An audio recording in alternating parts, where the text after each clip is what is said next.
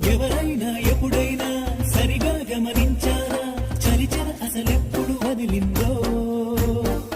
అణువణువు మురిసేలా చిగురాసలు మెరిసేలా తొలిసెగుణం ఎప్పుడు ఎదురైందో